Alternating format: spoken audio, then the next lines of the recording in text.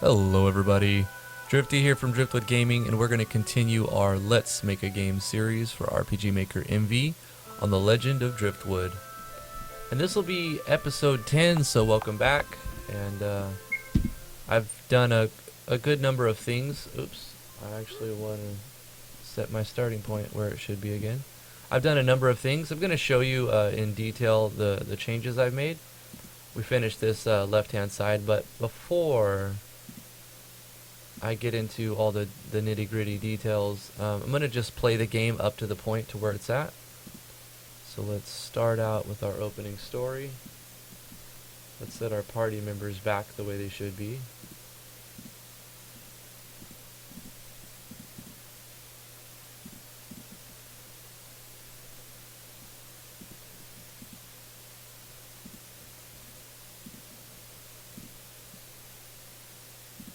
There we go.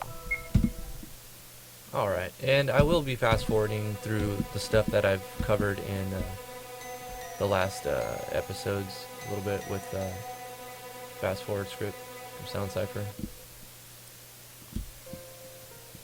Derpty derpty derp.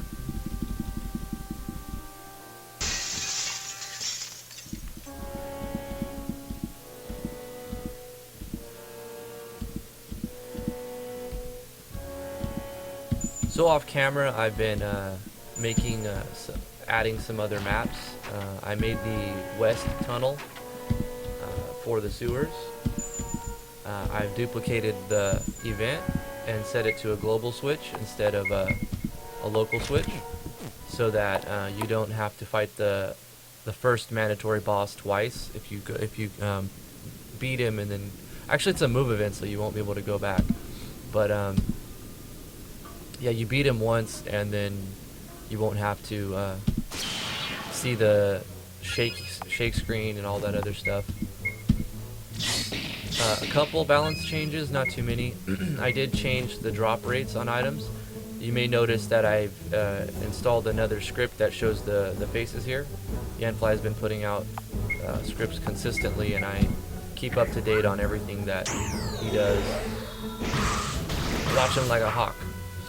And I really like this last one, the battle status menu. It's really cool.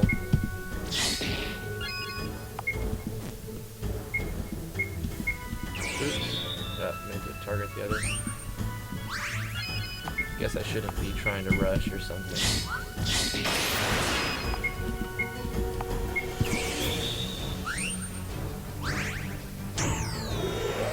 As a habit, I press down, and that doesn't work now because you have to press left and right to switch between them, so I guess that's what it was.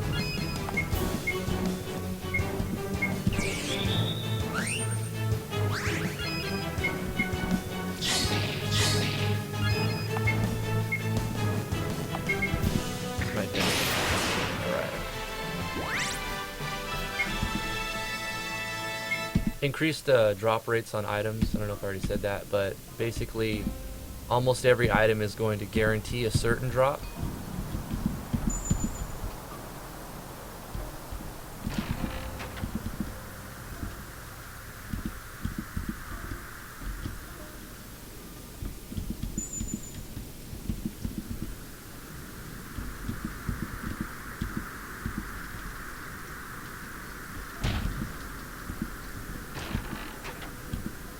Did I say item? I mean almost every enemy is going to guarantee a certain drop. And we are going to fight this optional boss.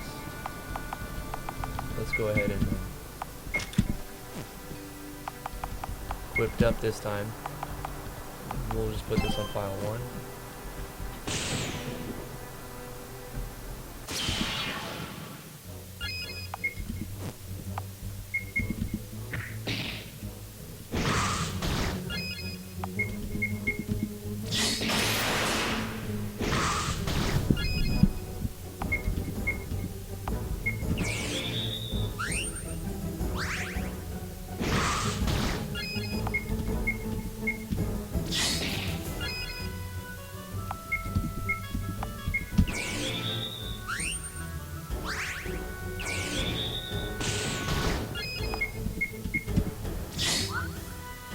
I gave the general a 1,000 more HP, but I left his attack where it was. So when he dual attacks, he's still going to be doing some heavy damage, especially while in rage.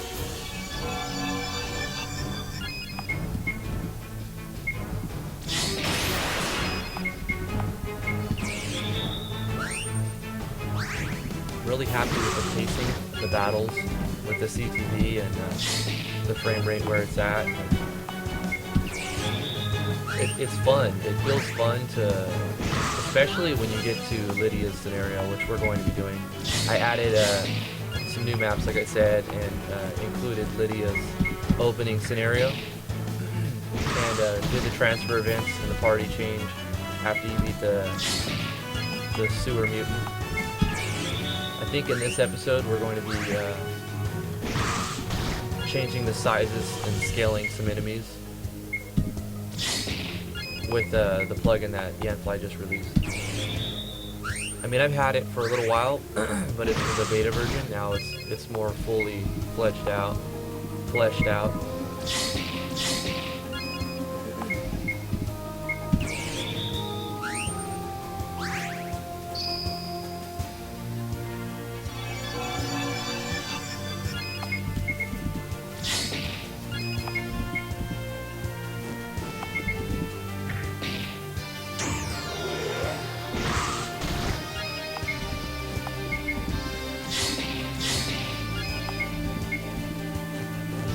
Probably go with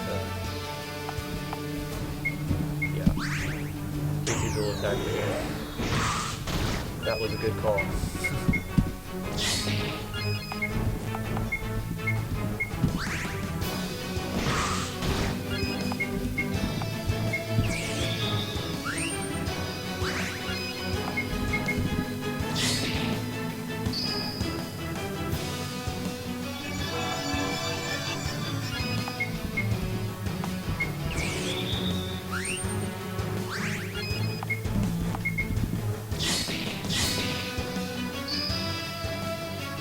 Yeah, this is about the right pace. He doesn't feel like a pushover, but he's still not super hard to beat if you have tried a little bit and equipped the gear you found and found some of the items. I actually missed the power fungus that was in the top there.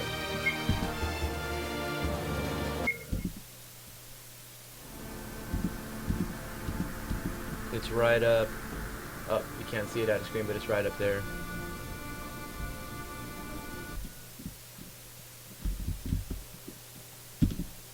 I fixed these little stones right here that were bothering me in the last episode, so now that we have corners, it doesn't look so weird. Upgraded the heavy mace there, and got a silk cloak. Also, we have the item variants, of course, taking place. So you can see this is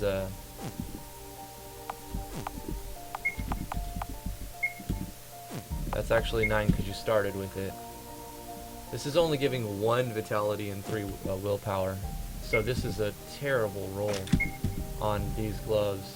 It actually got a -4, -2, -5 on that random variance, so awful roll.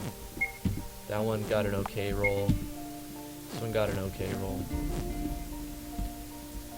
Last time we went to the north exit and died to the boss because I rushed to it. So this time we're going to get all the items in the first sewer layer, and we're going to take the west exit out of the sewers.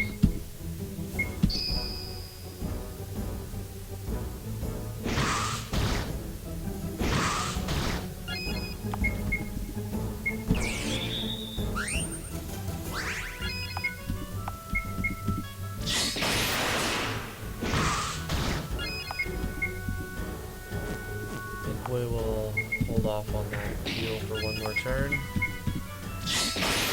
Getting those crits. Nice.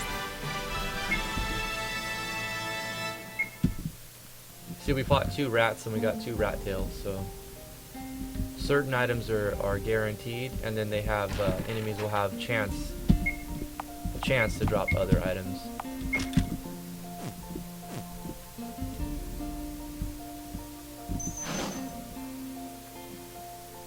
jelly ink. And of course, I showed you in the last episode that you can get random items. I think 1 out of 5 or 1 out of 6 items. Oops.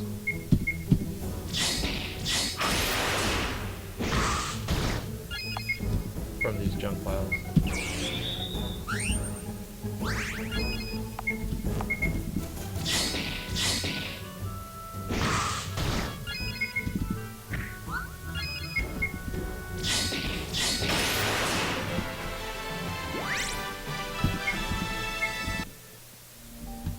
The reason why I've added the guarantee drop is because I removed the gold. You may have noticed that. We're no longer finding any gold from certain enemies like bats and rats and stuff like that. You do find gold from other like humanoid type enemies. So we managed to get gold from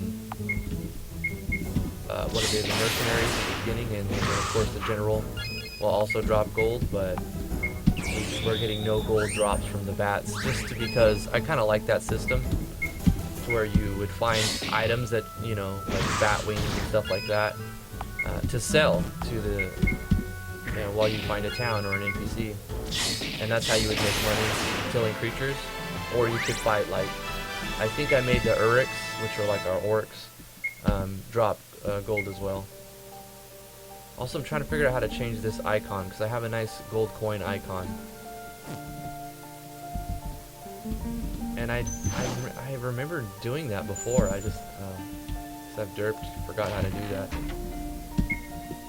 It's probably in one of the parameters of a plugin. So what did I find there?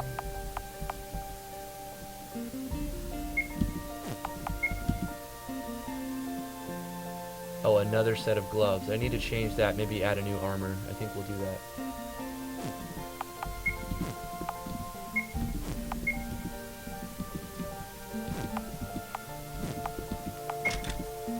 Oh no, okay, that's why I added them, so that she could have a pair too.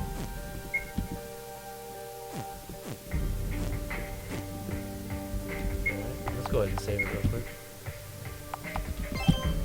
Everything past this point I haven't bug tested. Well, there we go. This is why I haven't set up the transfer right. So let's do that real quick and we'll continue on that. Everything past that point I haven't actually done any bug testing yet. So let's transfer this to the west sewers. And then we'll do another one right here. Transfer to the west sewers. West side sewers.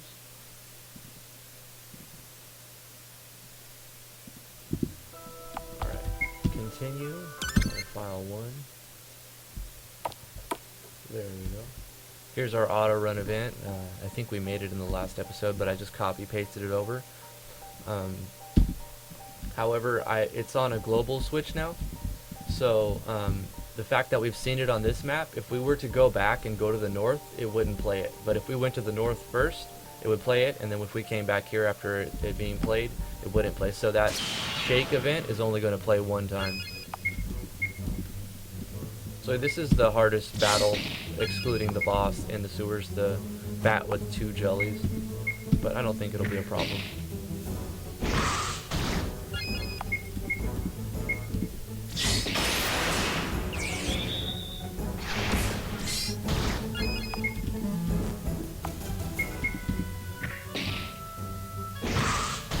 Probably used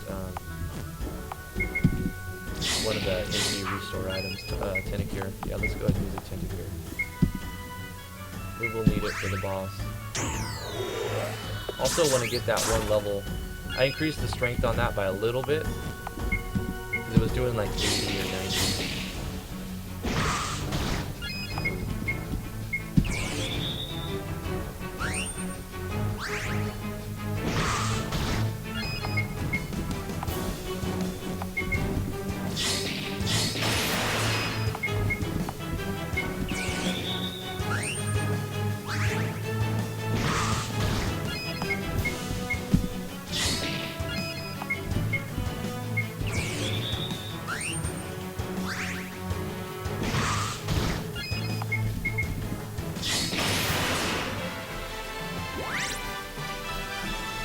First aid, there we go.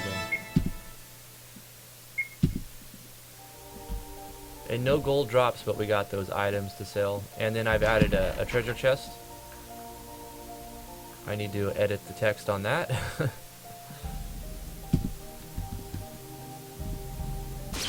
Instead of /I, it needs to be /II, item icon.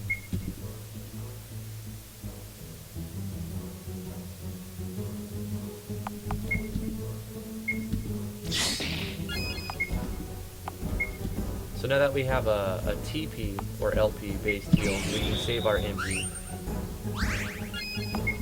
It's technically the same thing, so I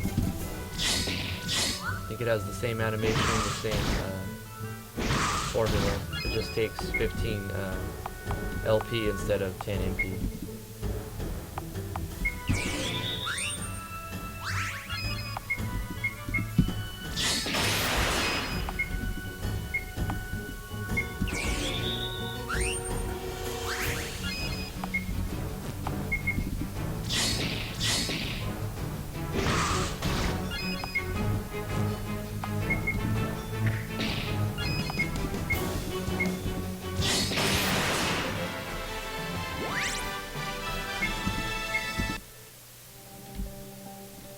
As you're making your games, you definitely want to bug test quite often. Go through the game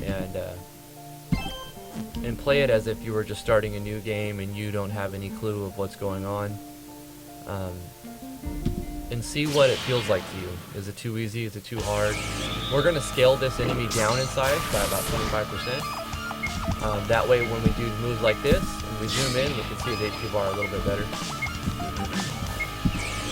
So this should be a challenge at level 9 or 10 where we're at. By level 12 or 13 this becomes really easy, but as long as you have at least level 9, which you should be, I mean unless you're running from all the fights, you should be level 9 by the time you get to it.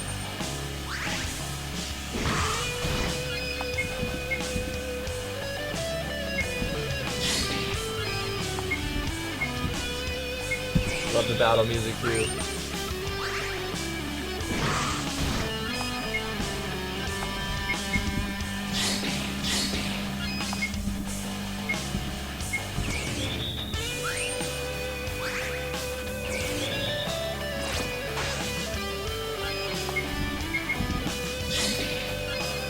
Also gave this boss a chance to inflict disease on attack, but only 10%. Disease is a very mean debuff.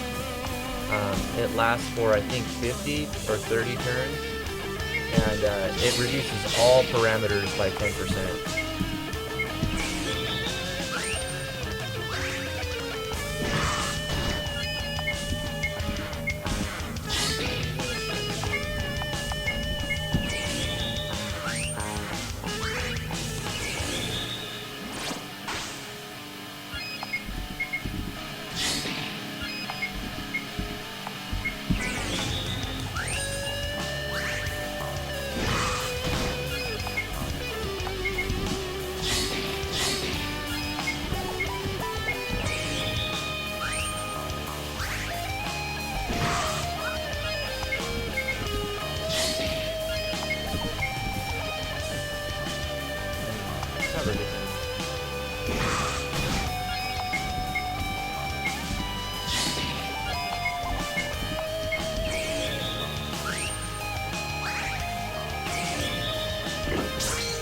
Okay, Driftwood got disease. You can see the status effect there.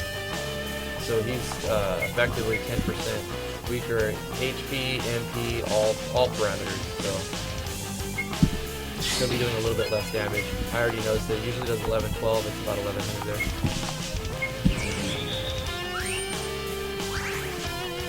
Hopefully I set up the transfer event correctly. Haven't tested it yet. Looks like we'll be able to win.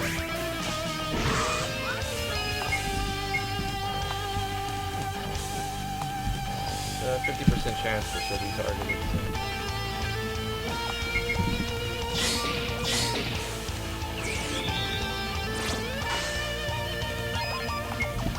It didn't seem to affect the damage on that funnel route though. I guess I'll have her attack.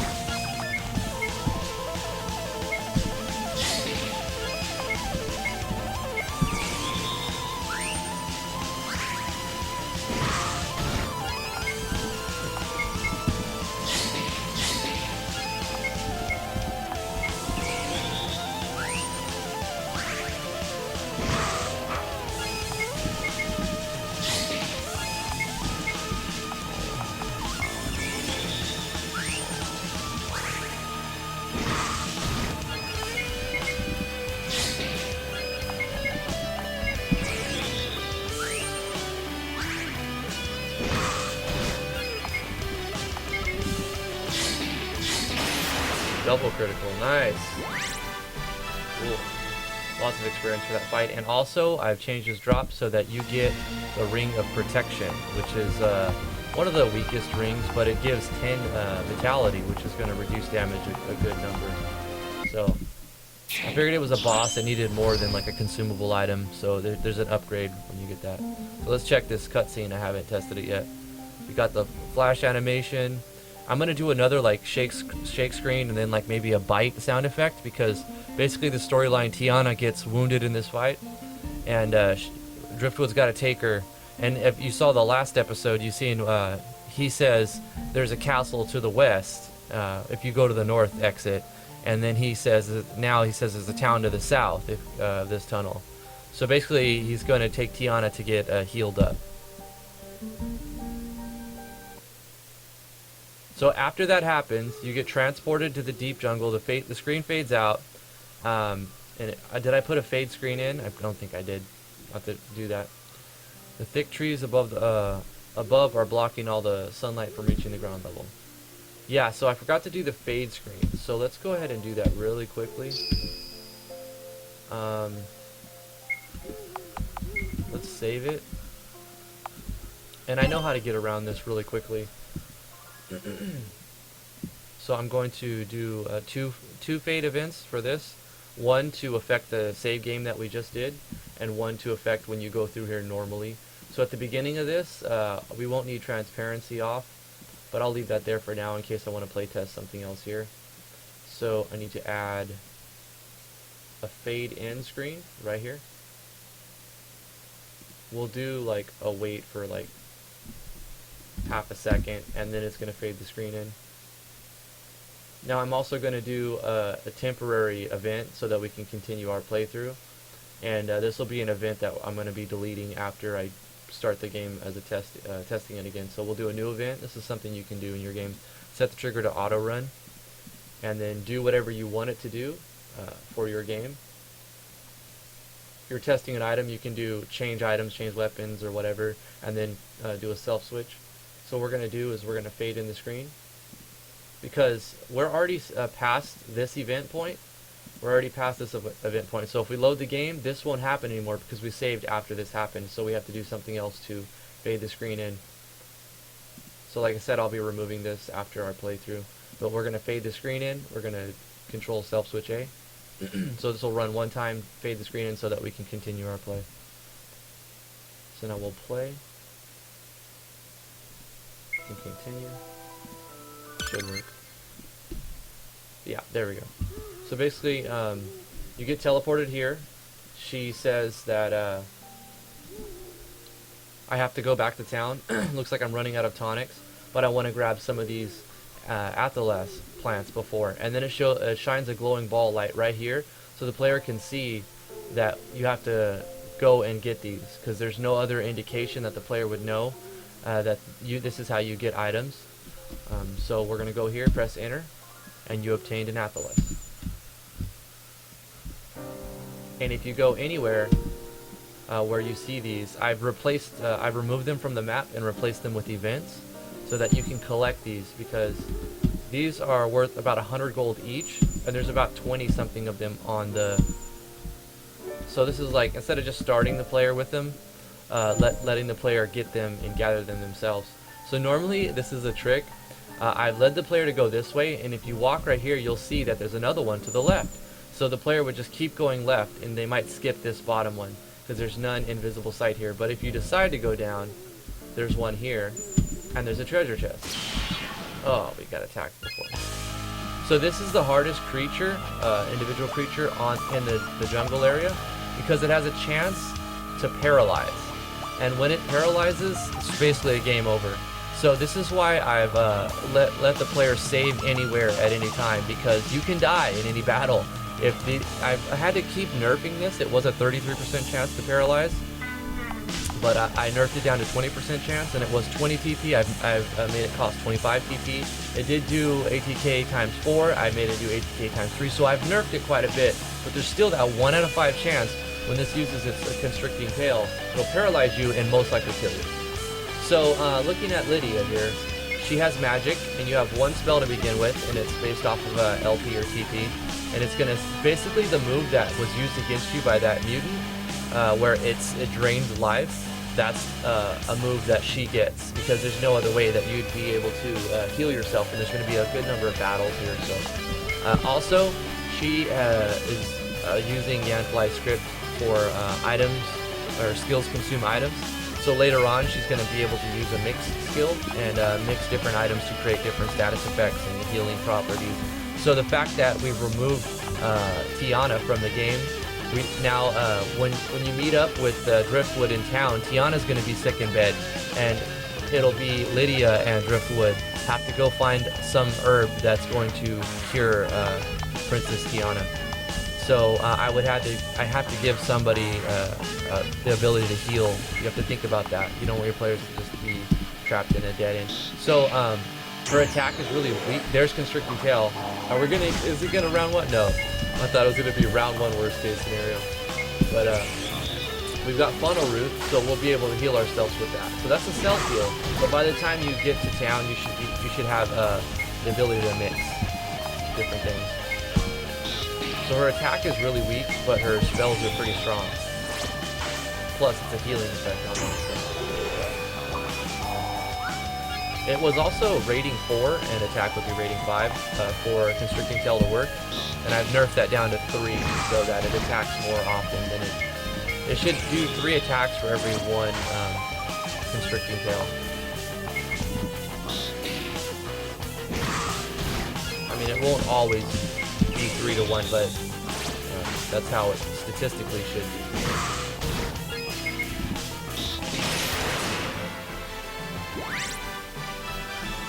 Also, Lydia starts at level 10, about the same level as Tiana and Driftwood would be by the time you get Lydia's scenario. You can see I've added some custom icons for items. So we got our leather gloves. So let's put those on. Also, Lydia starts with a special armor, which will be like a relic armor that's upgraded throughout the game. So this is a bit stronger than normal armor would be, especially at the beginning.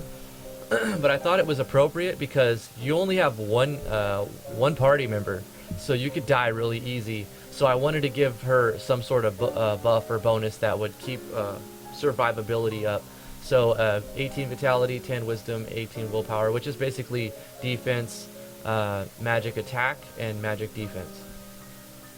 And the initialized ones won't have any variance, so it'll always be the same. But if we were to find like another copy of this, it would be different. It would be varied. So we got some gloves, right? Yeah. Let's check the we got very good rolls on this. So we got a +2 on the vitality, +2 on the willpower, and +4 on the agility.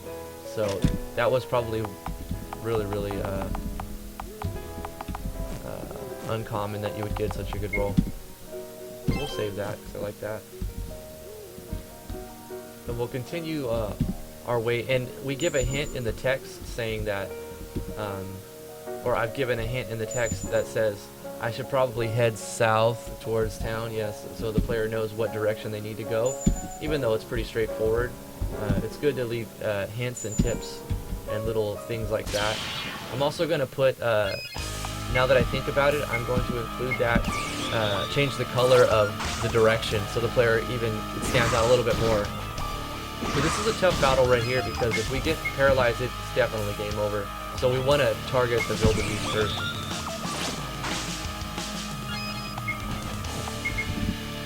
You notice we got 2 turns in a row.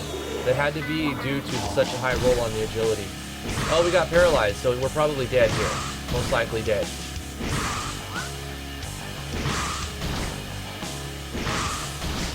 Yeah.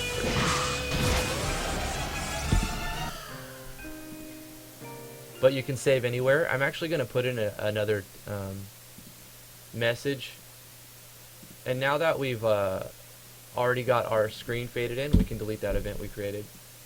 I'm going to also include a text right here that's going to be narrative. It's not going to show faces or anything, but it's going to be dim on the bottom and say, remember, you can save anywhere. Take full advantage of that fact.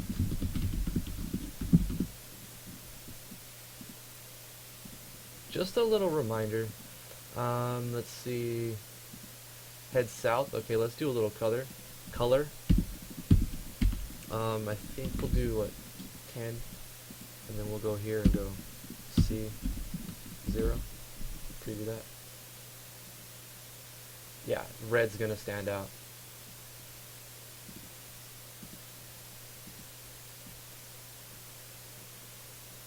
Yeah, that looks fine. Okay. I mean, of course we're not going to see that on this playthrough because that event already happened, but the next playthrough. Let's continue where we left off.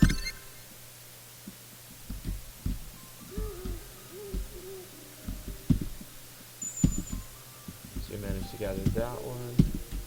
That one. There is one more treasure chest in here. Also made an event. If the player manages to get disoriented and ends up backtracking, since the healing spell is based off of TP, player could run around forever and just level up and heal themselves by doing damage. But also wanted to throw in like a healing springs effect. Like a lot of Final Fantasy games do this. You see like a pool of like spring water or something. When you drink from it, you get a little flash animation, and then it recovers your HP, MP, and status effects. So that's in play here too. And you can trigger that from anywhere next to the water.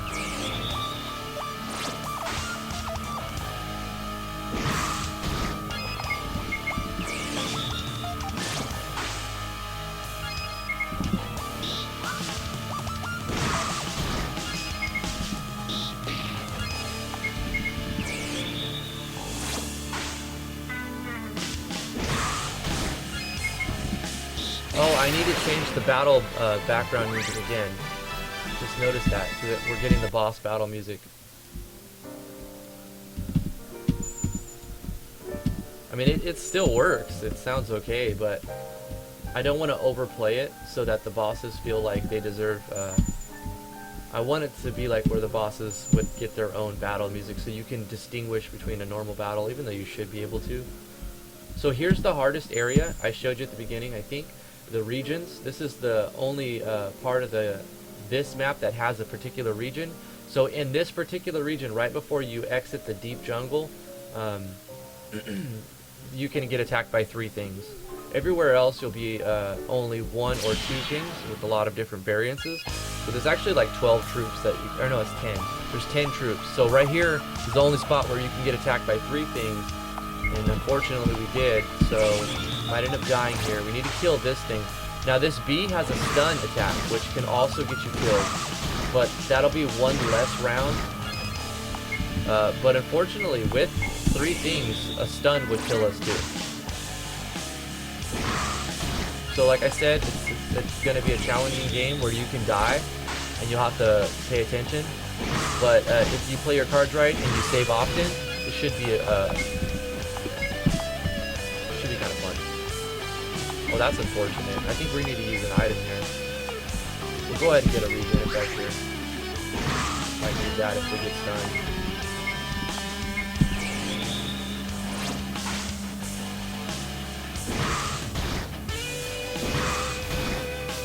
I think this fight should level us up and we'll get our new spell, the Venomable, which will do more damage but not heal. Also, it's not based off of TP, so that gives your MP a use. Here's Stunning Steam, and that has 33% chance to stun, so it could kill us right here depending on how high they roll. I wonder if that's gonna oh no, it removed it. Oh, because when you with stun, this is why it's not as strong. Excuse me, as paralyzed. Because paralyzed, you can keep getting hit and it's not gonna wear off. There's another ability that you grab, does damage. But this one, yeah, stun you. When you get stunned, if you're hit while you're stunned, there's a chance that you'll like snap out of the stun. What the heck? Did I press right and then it blocked? Or it passed the turn? I kinda don't like that. I think I just wasted the turn.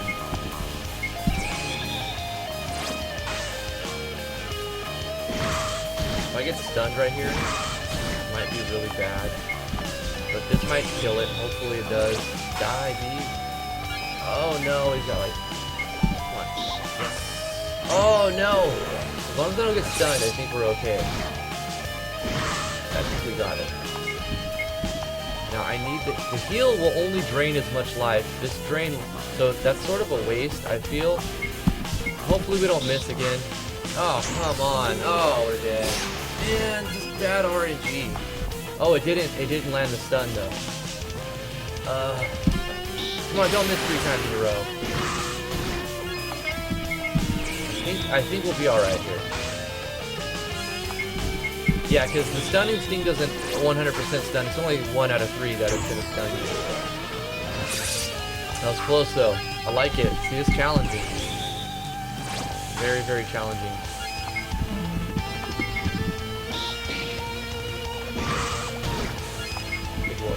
That won't heal very much. We might still save that if they get to another battle. Cool. Level 11, or level 12 now. Venom Bolt learned, so now we should be able to do more damage. And we fought 3 things. We got 3 items. Pretty much almost a guaranteed. It's not 100% guaranteed for some items. Because, like, instead of making it 1 out of 1 chance, the monster could drop 2 items with a 50% chance on both. So technically, you're guaranteed an item, and you could, but there's still a chance you can get no items and a chance you can get 2 items. So I do want to save it though. Yeah, let's go ahead and save it. That was a good progress.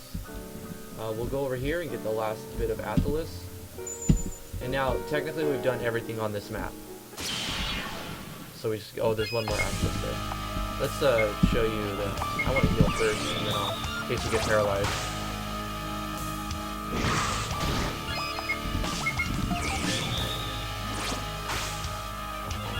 Oh, a critical. I forgot I made that so that it's a critical.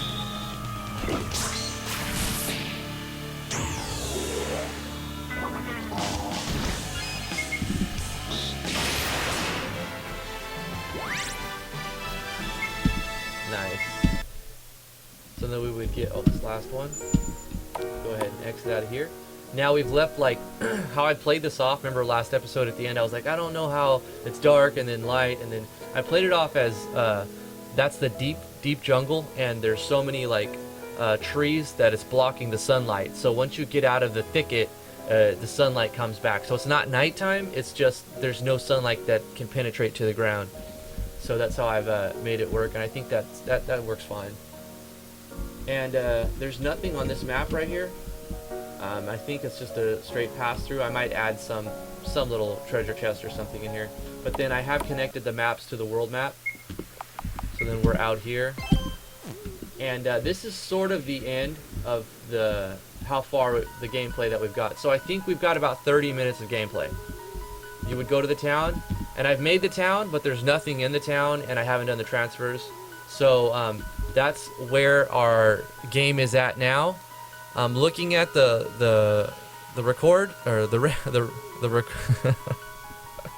looking at OBS, it says we've been recording for almost 40 minutes. Some of that has been out of game and repeating stuff, so I would say there's about 30 minutes of gameplay. So kind of happy with the progress. Of course, we still have to do the northern part if the players go north through the sewers. And of course, we didn't even experience this map. I mean, we could have gone up here, got the treasure chest, and went back down and got that extra 500 gold that was there. And if I was to play through again, I'd probably just do that, just to have an extra level, an extra little bit of gold, and a few more minutes of gameplay on the overall gameplay. But yeah, that's the thing about building non-linear games, is you see this whole area that we built, the player would most likely never see that, you know, and that's just something you have to, the little bit of extra work that you do, it gives the player options. Because if we go north, what's going to happen is instead of going to Lydia's scenario, you'll be transported into the castle. And this is what I'm going to start probably really soon. You're going to get a knight, which is going to be like your tank class. I don't know the name, or I haven't built any storyline for it yet. But basically, excuse me, the castle's going to be under attack, and he's a knight of the castle, and he's got to defend it. So there'll be a lot of instead of random encounters, it'll be evented battles and move events and dialogue, move event, battle, move event, dialogue, sort of like that sort of playthrough. So it's a little bit different style. So it's not always the same thing. Basically, you're going to have a character who doesn't use magic, but they use like tech moves and have like defensive stuff, and they don't do a ton of damage, but they're really tanky, and it's going to be hard to die with that character. But the battles might go a little bit longer just because they're just mainly defense focused. But once again, you would switch to him, and you would have to defend the castle first. That would be the scenario. And then afterwards, you would go to the ward and find Lydia, or not Lydia, Driftwood and Tiana there. And then you would end up getting Driftwood and the knight, whatever his name is going to be, or her. I think we'll make a guy a male, because Lydia would be girl, Tiana's girl. We need another guy in the story.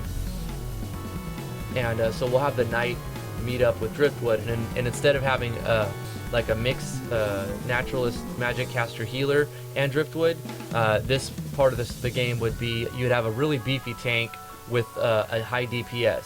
So the tank, I'm going to be using Yanfly's taunt, so you won't need as much healing because you're not going to be taking as much damage if you use your skills correctly. So that's what we're going to be doing. Let's go over some of the other changes. If we look at the forest, what I've added in the deep jungle, all of these events, really simple events. You just change items, show text, you know, calling the the item icon, showing a sound effect, self-switch, switching that over. And basically you make that one time, copy paste, copy paste, copy paste, copy paste. This opening event, it's turning transparency off because I was testing it and I start the game in with transparency, so I didn't really need that. Wait 30 seconds, you saw me add the fade in screen for when we do the transfer event from the fade out. The reason why we do the fade out, fade in, so you don't see your characters leave the party and then Lydia join the party. Lydia joined the party before the map transfer, so you fade out to keep all that going on and sort of in the background so it doesn't break immersion, you know.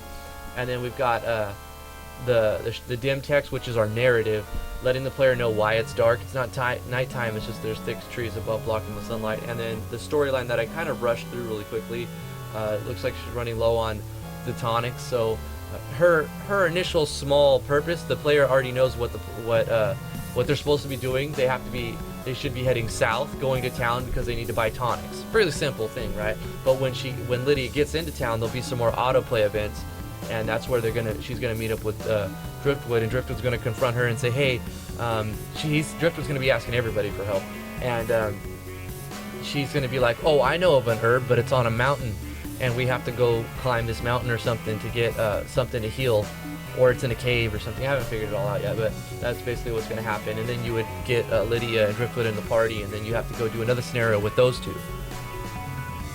But yeah, I'm really excited. This is it's coming along so much nicer.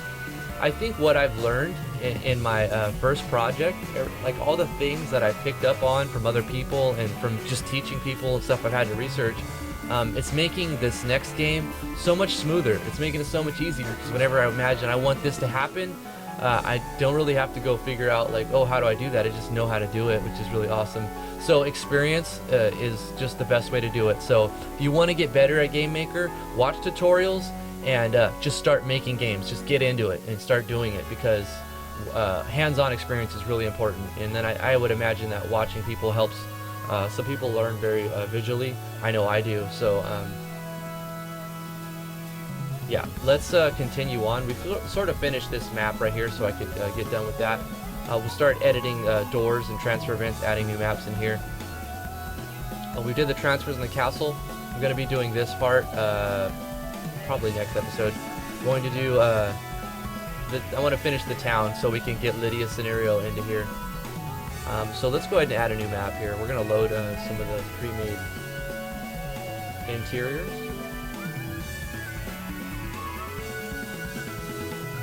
Weapon shop. Yeah, we're going to do a weapon shop here. Should I add all the maps? Oh, we'll just do eventing as we add the maps. I think it'd be a better way to go about this. That way I don't skip over something. Forest Town. This is going to transfer us out here. Oh yeah, I wanted to fix the battle background music before I forgot. I think that's why I went into here. So after that, we're going to transfer, after with the boss fight, we're going to transfer here.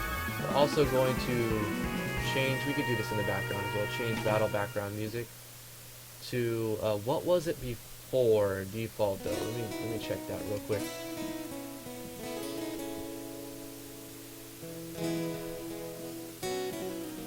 So it'd be Final Fantasy 11 online. It's the first Final Fantasy 11 one. Okay.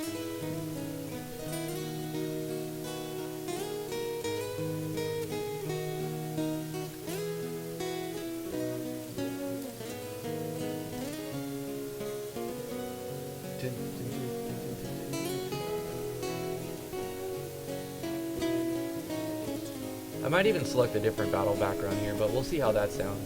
I know that the boss battle background music worked fine, but then it kind of detracts from when you fight a boss, because then there's nothing special musically about it.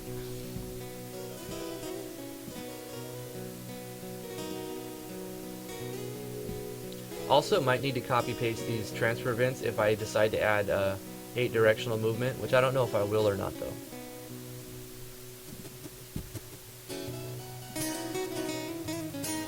Do a door right here.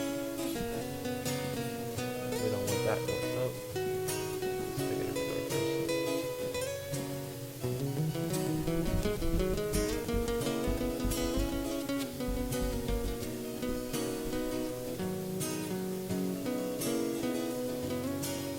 I think this. Nah, this wooden plank door. So we got brick. Mostly brick, right?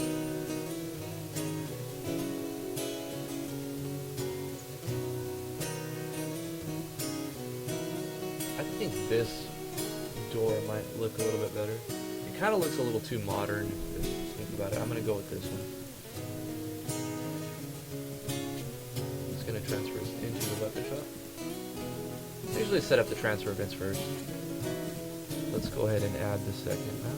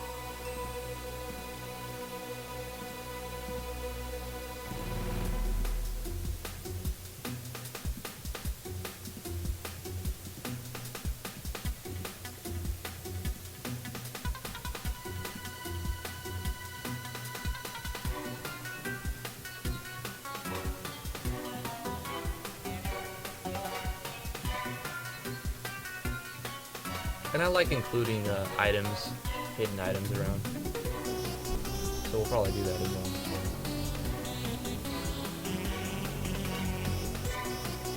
Right here, well, I think I can just copy paste something real quick. Let's go with this refreshing water. Copy that again.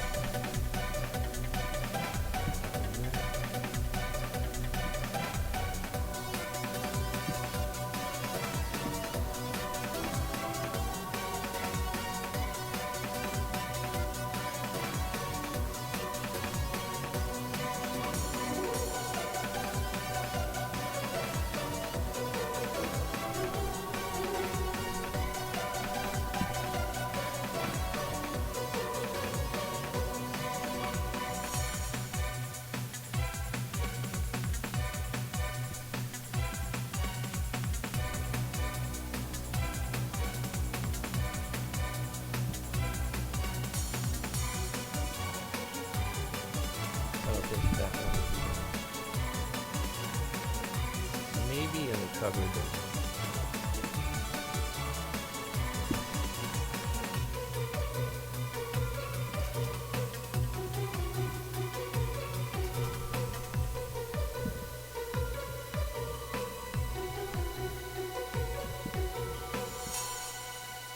I'll put a treasure chest over here. That's what we're gonna do.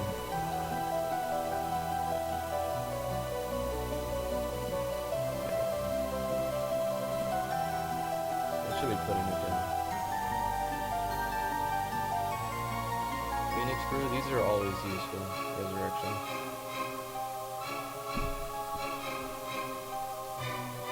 Yeah.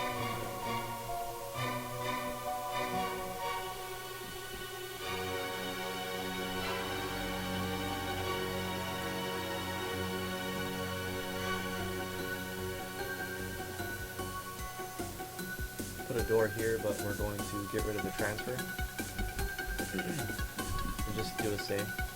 Actually, we're going to get rid of the whole move event. Sound effect, movement route, sound effect. We're just actually going to put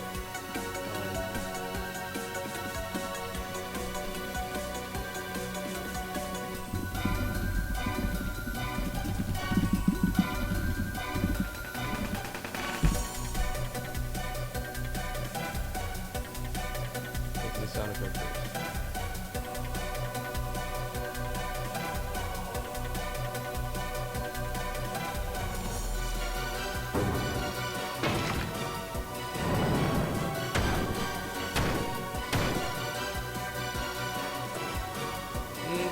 Sounds like it's stuck. Like we're saying lock. It's gonna be like a click, click sound.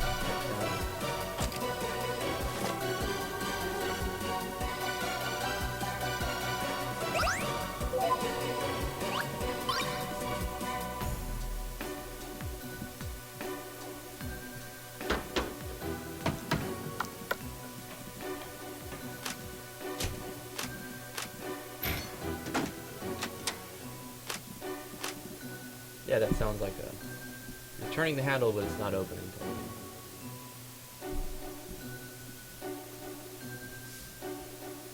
We can copy this, paste it here, paste it here. We could always make these maps later, but I'm gonna... There's already a lot of entrances, so... We'll make this, we'll do something with this, we'll do something with this. We've already done those. But these little houses will keep locked for now until we decide to put NPCs in it or something. Oh, that's a good idea. Let's do a little NPC that just runs around right here, random. New event. Random. It's gonna move around slowly, and it's gonna look like that one, that one, that one, that one, that one. She's gonna be an old woman. she's gonna say. What is she gonna say?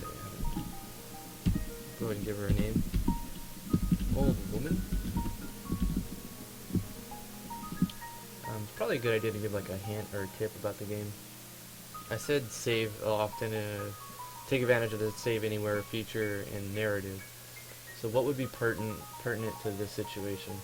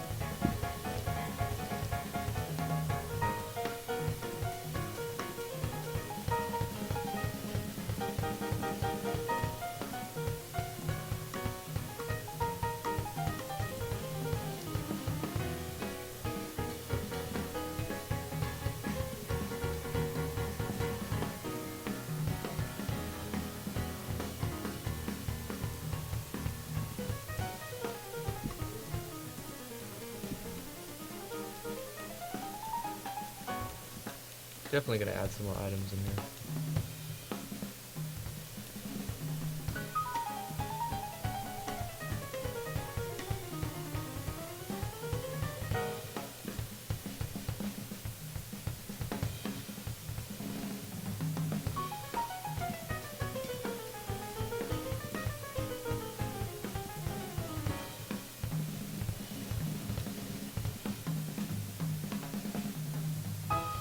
Now when you copy paste events like this, as long as you're using self switches in the events, you can copy paste them.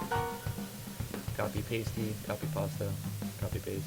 But if you're using like global switches, then if you were to open this event somewhere, and like say this is checking for a global switch, when you copy paste, you open it up somewhere and it'll open up all of them everywhere. I mean, you're only gonna get the event that's in that particular contents, but it'll like say this was a global switch and we opened up this one and it was pasted over here. So if we were to open up this one, then this item would no longer be there. So I mean, you could use that to your advantage if you want to give the player an option on which chest they want to pick. If like say you only wanted to award them one item. I think we should put some food item. Let's create a new item. That'll give like a buff or something. I'm gonna call this cook something. Cooked meat or something. A fried onion. A wild onion. This will actually be used in cooking. I'm gonna do some sort of cooking thing.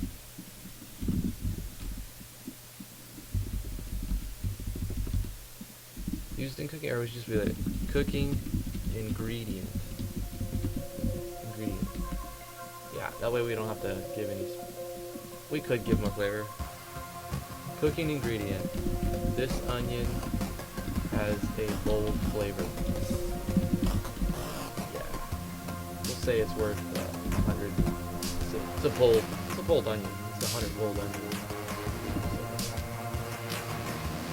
Can't use it, has no scope, because you need to use it to cook it.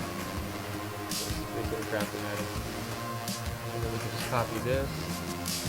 Or no, wait, we'll copy this one, paste this right there, and then we'll change this so that the item doesn't give juice, it gives wild onion. And we'll change the text so that it doesn't, remember that is, this is 25, wild onion will be 24. Oh, there was another typo somewhere. What was it? In the gold treasure chest. Let me just look that real quick. Oh, I know why. Because for some reason, under system, you can't use item icons or text like that. Unfortunate. I thought it would show the gold coin there. Still looking for. I know it's somewhere around here. Should be in the system. That shows the icon you're going to use for what your gold looks like. Like right now, it's set to gold bars. I'm sure this is really. I've changed it before. I don't remember where it was though. Maybe you guys can let me know in the comments below how to change the icon to your gold. Something simple.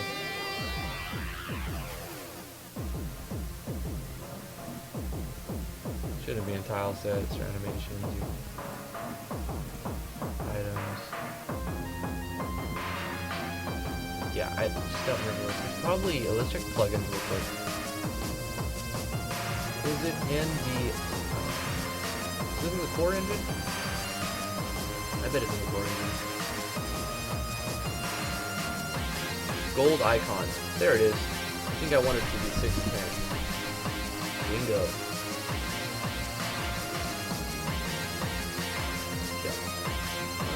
Let's double check that icon.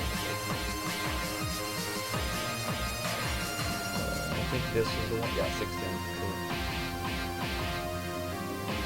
Have I done anything else? I've added some new skills. I didn't get to the point where you see all the mixed skills, but you can look at the classes real quick and see that the naturalist has level 15, 18, and 20 skills that we didn't get to. But at level 15, they get the Athelas Tonic, which is a mixed skill. 18 they get rat poison, which is another mixed skill, and so is the paralysis powder. And the items that you find from from killing the enemies in the jungle are items you need to use these effects. So effectively, all you got to do is kill some of those, and you can get like charges on your skills.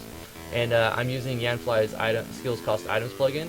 Really easy to use, super cool plugin. Been waiting for it for a long time actually. And I used another items plugin, but it's nowhere near as fully fleshed out in features. It has as many features as this one, or as simple to understand and use. So basically, all you need to do is type in brackets item cost, and then type in the number, and then type in the name of the item. You could also change that around and type in the item ID as well, and then the number.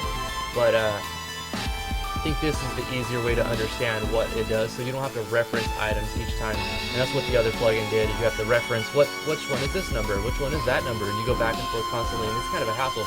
But looking at it like this, you can clearly see what it's going to take for this Athelas Tonic. It's going to take, well, the name implies what it means, but you can see that it's taking one tonic, one Athelas to use, and that's it. And here's what this effect would do. It's under the mix type. Rat poison is going to take a tonic and a rat tail, which you find from the sewer creatures, and it's going to add poison, and it does damage. So the damage for the mix debuff items, they don't just create a debuff; they actually do damage too, and they do a debuff. So when you use this on an enemy, it's 100% chance minus their resistance to it. And then it's going to do one times your attack, one times your magic, and then 2 times your luck. So mix is going to be based off of luck. It's basically a skill that you're going to use. I didn't want to use agility like I had originally planned. This was before ATB even came out, because agility is already super powerful. I mean, you already want as much agility as you possibly can with CTB or even ATB. And if I had to make a recommendation, get CTB. It is one of the best battle systems in RPGs. ATB is fun too, but CTB is a little bit more faster paced, and it kind of makes the game progress a little faster, and I like it. But yeah, so that's why I opted out of using agility for the mixed skills, and went with more of an attack, magic attack, and mostly luck for the damage. But it can critical, it's got a variance. for one enemy. I'll be making several mix skills. Might even do like a video just on mix once I've got something more fleshed out.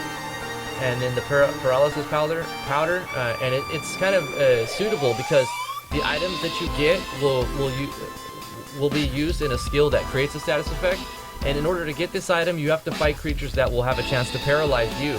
So by killing them, they drop this Build a Moss item, and then you can use that item in the mix skill to paralyze them back. So it's all like full circle. Same thing with, see, their Constricting Tail. I had to nerf it actually. This was 4, made it 3. The PV cost went from 20 to made it 25. Paralyze was 33% like the other ones, but I had to nerf it because it's too strong. And I've actually nerfed the states of Paralyze and Stun because they wipe the party. So Stun is going to be only 1 to 2 turns, and 50% chance to break when damaged. And then Paralyze doesn't break, but it goes 2 to 3 turns. I think it was 3 to 4 by default when I made it like this. It actually wasn't even in the game default. It was default for EXA, so. But this video is going on for a good number of time now, and I think we're going to call it right there. Next episode, well, I'm going to be working on this, several hours in between each episode, so you guys can see this progress. I feel like there's been a lot of progress in the last couple episodes because I've been putting a lot of hours in between episodes, and that gives me more to show in each episode. So thank you guys so much for watching. Thank you guys for being awesome. Continue to like, favorite, share, and subscribe, and we will see you in the next episode.